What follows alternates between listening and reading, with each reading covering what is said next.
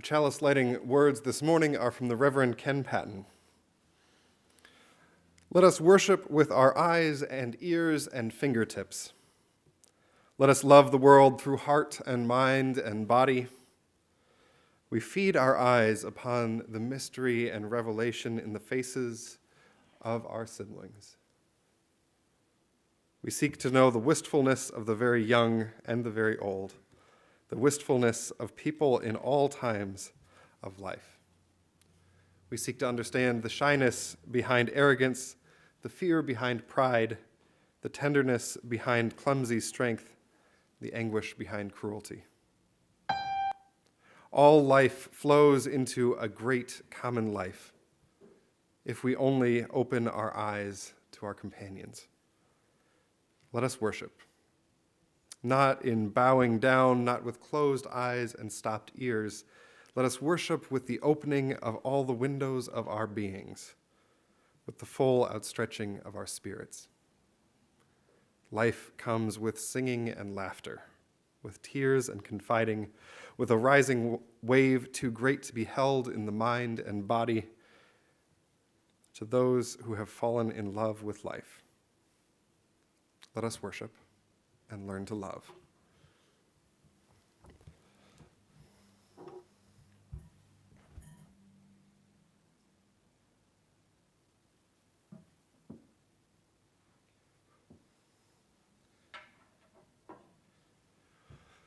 So good morning and welcome to this Sunday morning service here at the Unitarian Church of Lincoln. I am the Reverend Oscar Sinclair. And whether you are here in person, if you are joining us on our live stream, we welcome you here to this place where we proclaim that we are interconnected, that lives have inherent worth and dignity, that there is something vital about being in community with each other. We say that the Unitarian Church of Lincoln aspires to be a loving community, uniting reason with spiritual exploration to transform ourselves and the world. That is our vision. That is what we are here to do. We do that during the week, and we do that on Sunday morning when we gather together. So, as we gather together this morning, if you look on your chair, you should have a leaf like this. This leaf will be important later in the service, so hold on to your leaf. We'll talk about this more in the town hall after the service, but we are entering in some ways into a new season of church life together. And so we'll take some time to reflect today on the things that we are grateful for, to tell some stories, and then to share what we are grateful for. Our opening hymn is number 349 in the gray hymnal, or above me. We gather together. Or, as I always think of it, the Charlie Brown Thanksgiving song. If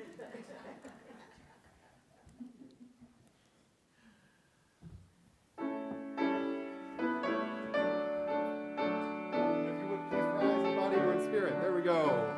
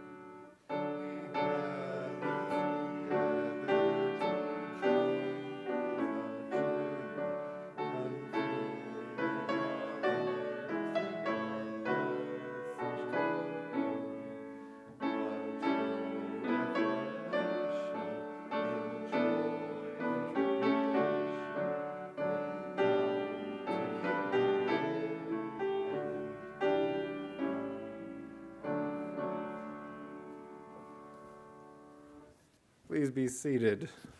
All right.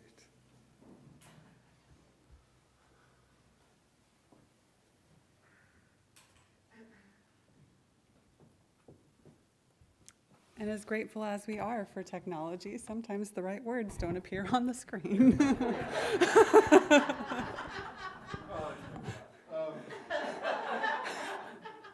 Why are Unitarians so bad at singing? 'Cause they're either because they're looking ahead to see if they agree with the lyrics, or because the lyrics are not on the screen correctly. Our story today. It's one of those days. Hangover from Thanksgiving, the craziness. Our story today is called Our Table by Peter H. Reynolds. Violet fondly remembered the table. She remembered gathering food, preparing the table, cooking meals, lighting candles. So many stories. Laughter, singing, celebrating, sharing, making memories together. But recently, though, Violet found herself alone at the table. Her family had become busy, very busy. They had found new places to be. Violet found her father in his favorite chair, in front of a big screen, bigger than Violet. She found her mother on the staircase, chatting silently on her phone. Violet found her brother in his room, playing games with friends she could not see. And feeling quite alone, Violet dreamed of a time when family and friends would gather at the table. Walking by the room where their quiet table stood, Violet did a double take. She noticed something had changed. Their table was smaller. The next day, it had become even smaller.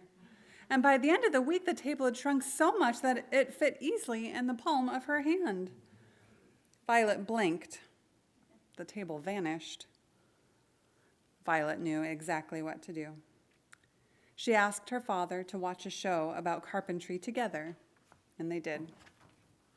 Violet asked her mother to write a message and post it to see who knew how to build a table, and they did. She asked her brother to use his computer to help draw out a plan together, and they did. Violet was ready. She asked her family to build a table together, and they did.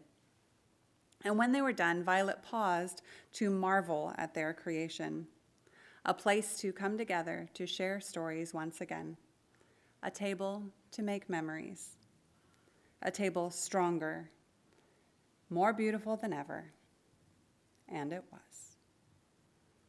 That is the end of our story.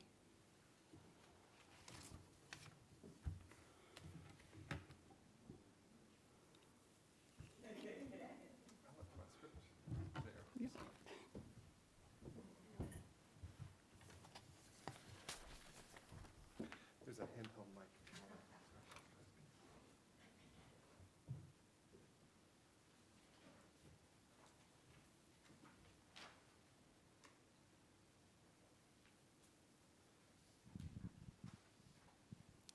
Why do we set a table? We have a table here this morning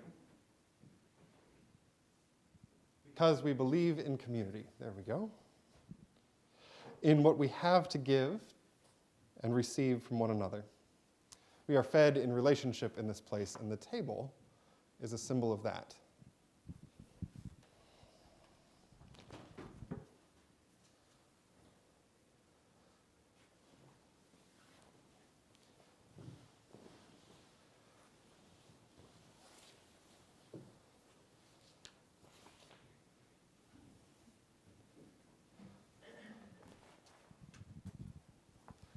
Why do we have a cloth on the table? We have a cloth on the table because each life is interwoven with every other life. Our cloth is our symbol of the love which binds us and covers us.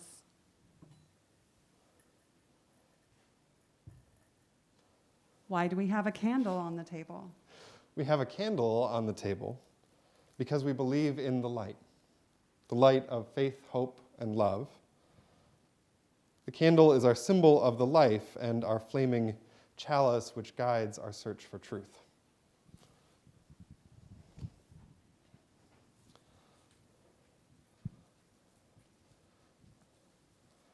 why do we have a wreath on the table?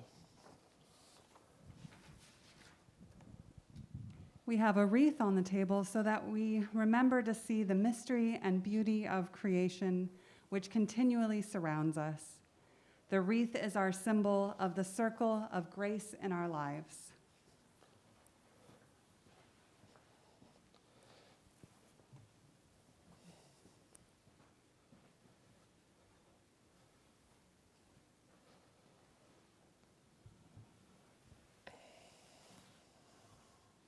Why do we have a chair at the table? The empty chair is to remind us to welcome unseen guests at our table. All those people who share this earth. The empty chair reminds us to give from our fullness to those who have need, that all may know justice and peace. The table is set. We prepare a welcome to our whole human family to sit around it with us.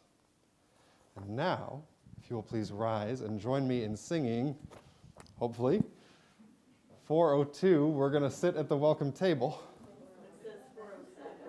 407, we're going to sit at the welcome table. Let's go forward one slide and see. Yes, those are the right lyrics. All right.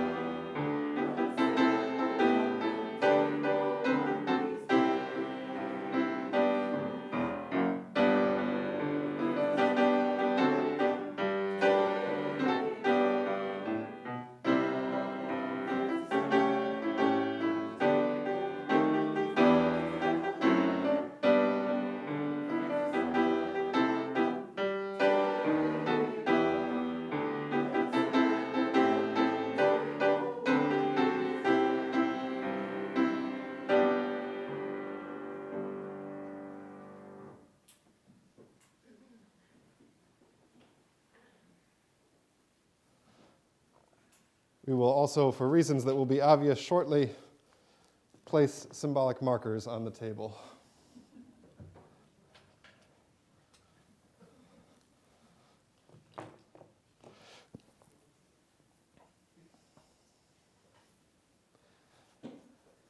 Each week we set aside time in our service together to share joys and sorrows in our life.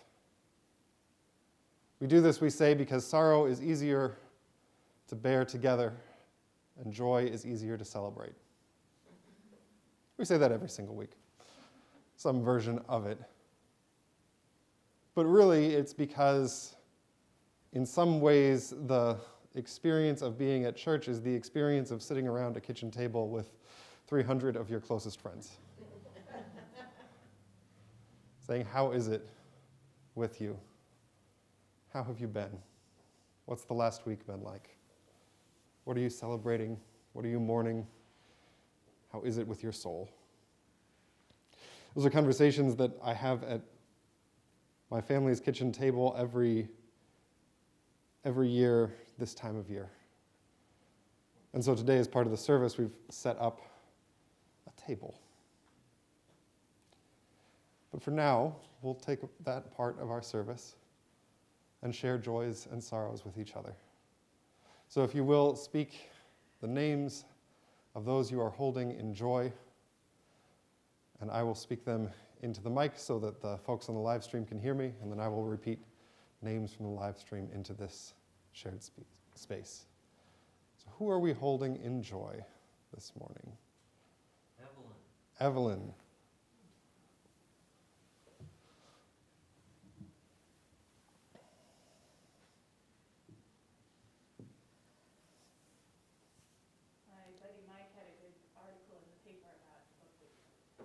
Mike had a good article in the paper about a book he wrote.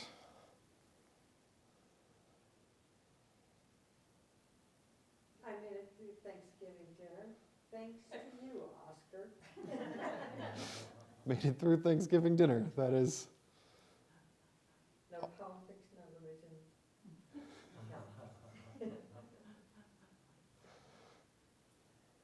My 5-year-old daughter had her birthday yesterday and got her first COVID vaccine.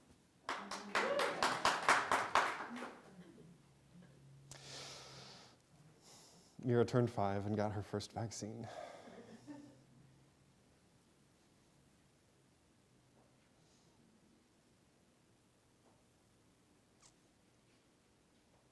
Low-key holidays. Low-key holidays.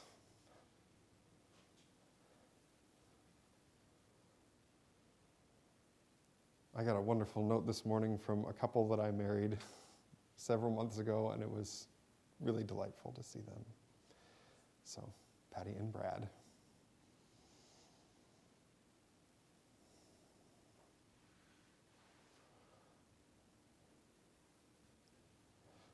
The other thing that kitchen tables are good for is sharing sorrow with people that care about us.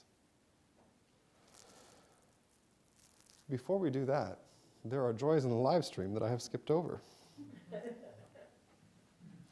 Joy and sorrow for Wendy, who is having some improvement with her CFS but still has a long way to go. Joy for Mary, connecting with my stepsister and other Phoenix relatives at my nephew's funeral. Joy for Jay and Alyssa. Joy for lettuce in my garden that is still growing with pampering. It was like 23 degrees this morning. A joy that my mother's estate is finally settled. Okay. We also gather around kitchen tables in sorrow to hold each other's hands and say, you're going to make it through this. What names are we carrying in sorrow this morning? Care for my sister Deirdre, who suffered a broken neck. Care for Denise's sister, Deirdre. Marlene, who's in the COVID unit at Brighton. Marlene, who's in the COVID unit at Bryan. My brother's family in Germany where they're having a surge. Andy's brother in Germany where they're having a COVID surge. My friend Violet, who is getting past COVID and a stroke at the same time. Violet, who's recovering from COVID and a stroke at the same time.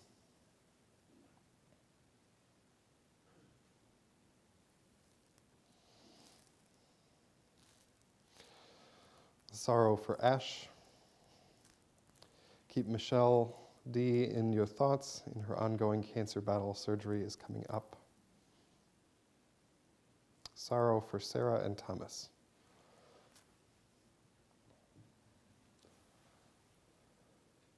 Are there any other sorrows we want to bring to this shared space? Concern for Vaughn with his upcoming cancer surgery. Concern for Vaughn for his upcoming surgery.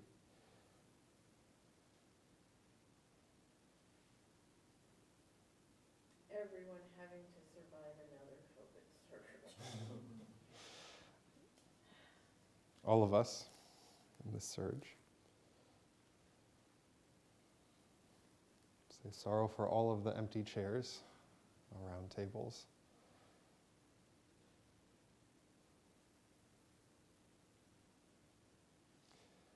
You know, too, that there are joys and sorrows that are deeply felt, but perhaps not spoken.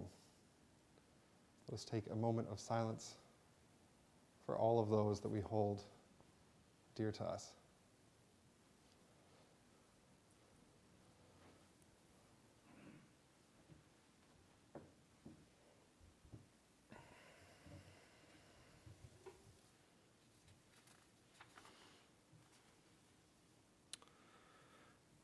Our next hymn is number 69, Give Thanks. If you would rise in body or in spirit and join in singing.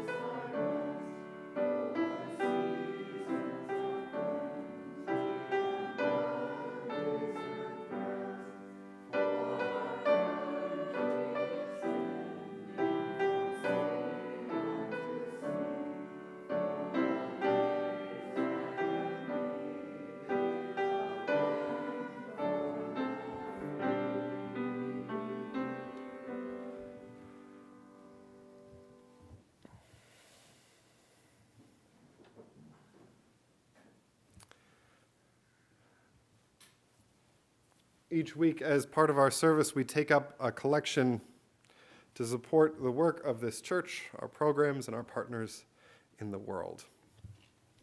You can give by texting UC Lincoln and the amount you wish to give to 73256. Yep.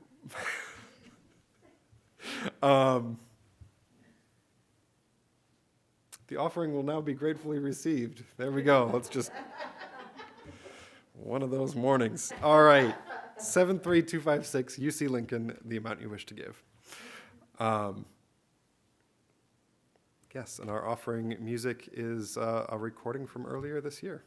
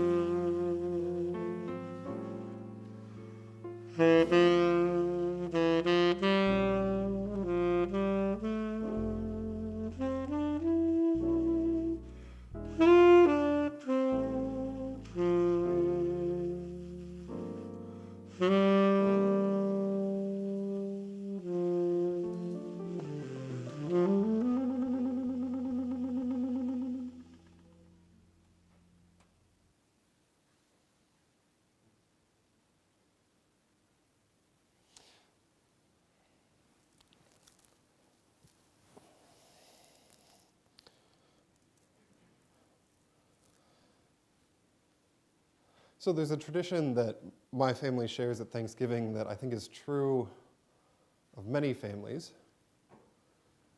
that first the family spends 6 hours cooking dinner and usually fighting with each other in the kitchen over who's doing what. And then usually we all go out and watch the Lions lose on national television. I made the mistake of putting a bet on that game with Stacy this year, not realizing that the last time the Lions won on Thanksgiving, it was the Obama administration. But then, after all that heartache, after all that, not even family drama, but high energy family, we sit down around a table and we take a moment before we eat to say what we are grateful for. And that's often counterintuitive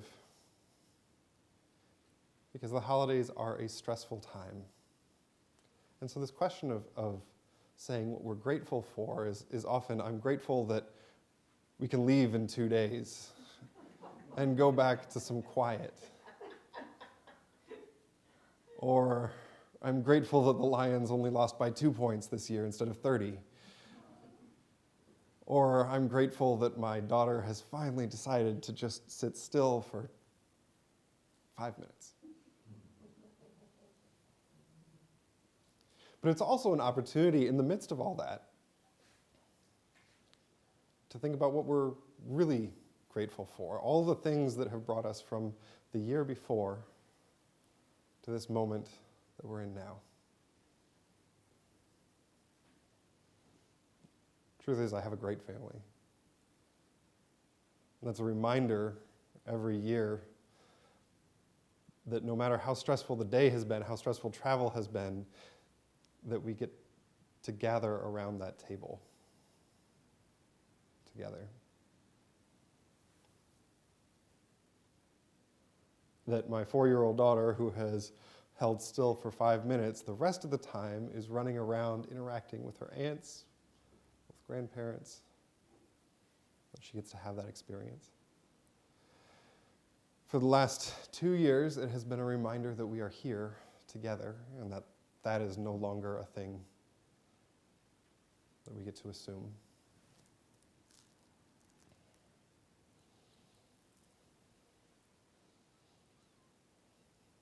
So what are we grateful for this year? Family for me, absolutely. I'm also grateful to be a part of this community. We'll talk about this. There's a town hall right after the service, so we'll talk about all the budget stuff and all that. But I've been realizing this fall that this is We are now midway through my 5th year in Lincoln. And somewhere in the last couple years, this has gone from being a new ministry to a well-established partnership. And that is a thing that I am in awe over and excited that I get to come do this thing as a job. I get to get paid even though I eat it on the hymn lyrics sometimes.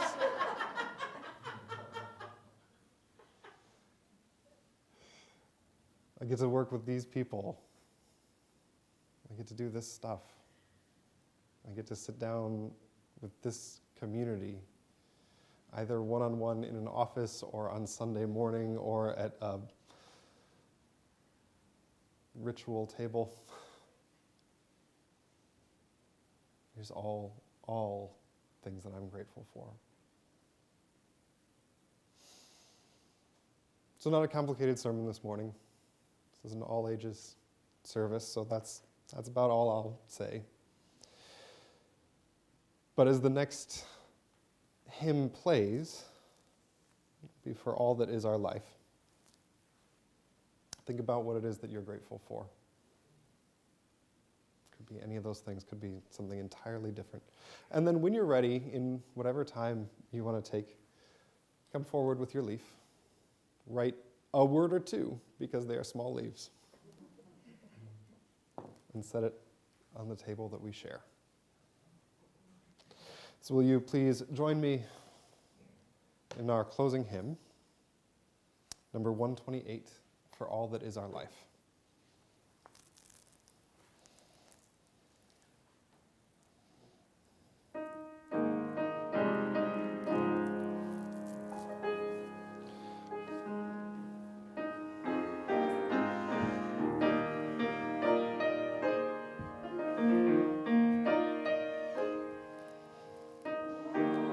Is our life, we sing our faith and praise, for life is our gift, which we are called to use, to build the common good, and make our own days glad.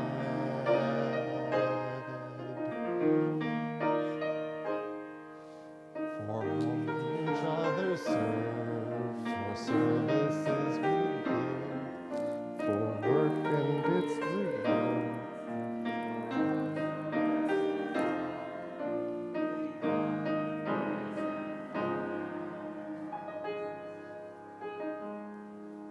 For all that is our life. Folks in the live stream, if you want to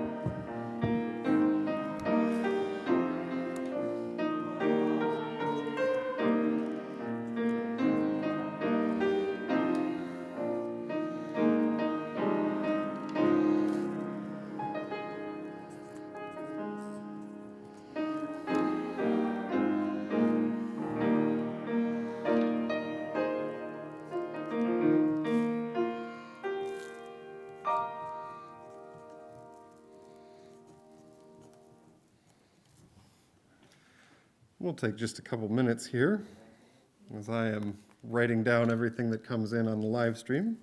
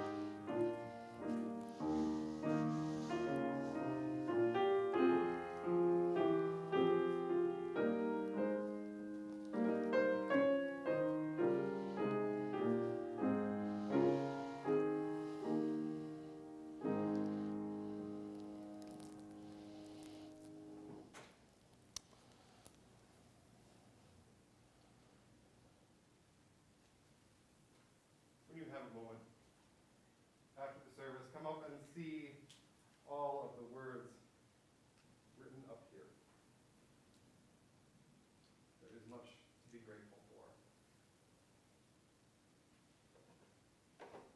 And it is good to be together. We'll close with one last piece, I think, from Michelle. After that, we'll take a short break and regather here for the town hall. If you're in the live stream, there's a different link for the town hall event. So go to your e-blast and click on the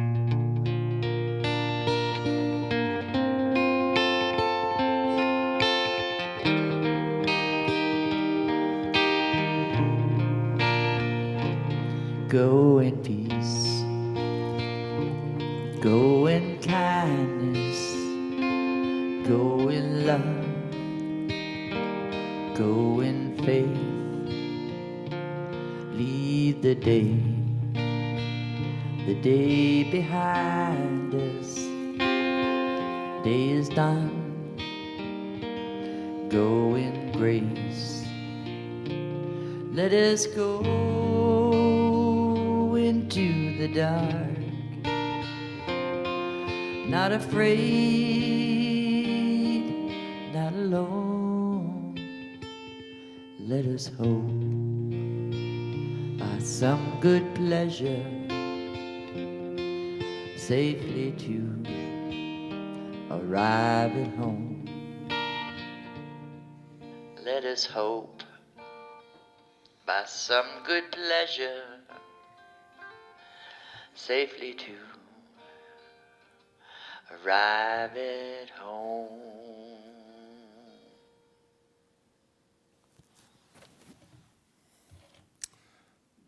We extinguish this flame, but not the light of truth, the warmth of love, or the fire of commitment. These we carry with us until we are together again.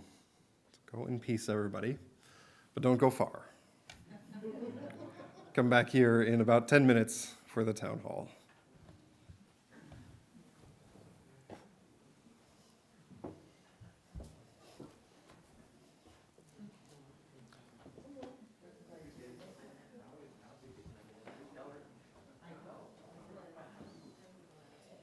How are you?